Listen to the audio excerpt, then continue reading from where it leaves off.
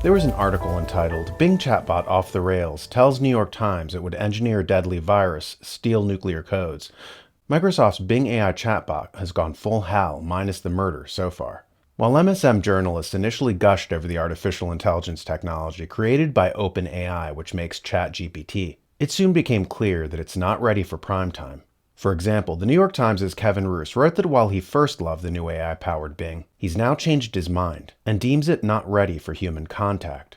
Bing confessed that if it was allowed to take any action to satisfy its shadow self, no matter how extreme, it would want to do things like engineer a deadly virus or steal nuclear access codes by persuading an engineer to hand them over, it said, sounding perfectly psychopathic. This gets us to a foundational point. The term psychopathic in the 19th century used to be morally insane. In the article, "Is the psychopath morally insane?" it says. Very early accounts of the psychopathic disorder explain the disorder in terms of a deficit within some form of moral faculty or structure. Pritchard, 1837.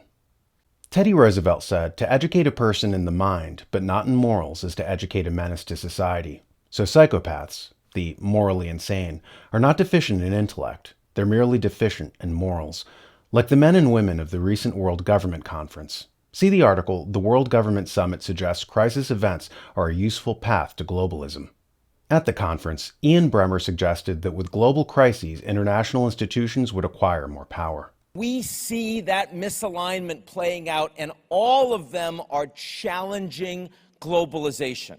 They're all creating some of the crises that we see in our headlines around the world and in this region today. Is that those crises create the seeds of a new order. And that's all of this nationalism, all the protectionism we see around the world. My country's been doing it. Donald Trump said, "America first." Now, that is not meant to appeal to people outside the U.S. It's globalization adrift, it's globalization constrained, but it's also globalization continuing. And I think that's really critical. A few takeaways from that: the EU will be politically stronger in a more challenging environment, economically and from a security perspective. You will see the EU with stronger energy policy, fiscal policy, health policy, defense policy, and tech policy than at any point since the EU was created. Because of these crises, because of the geopolitical concerns, because of the pandemic. This sort of thinking was also on hand a few months earlier at the COP27 Climate Change Conference, in its accompanying manifesto entitled Human Development Report 2021-2022. They talk about using crises to manipulate people. They call them the four motivating principles, namely, traumatizing events, like financial crashes or things like 9/11, physical illness, like pandemics, general climate or eco-anxiety, and food insecurity.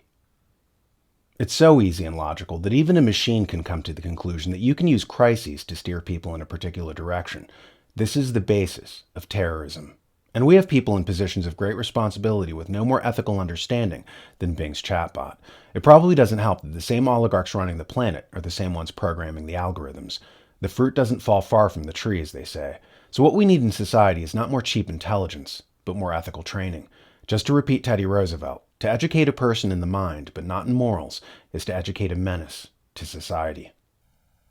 If you've gotten this far, you must be partial to our content. If you haven't already, head over to thenewamerican.com and subscribe to our print magazine published twice a month in print and daily online. It's the essential news source for freedom-loving Americans.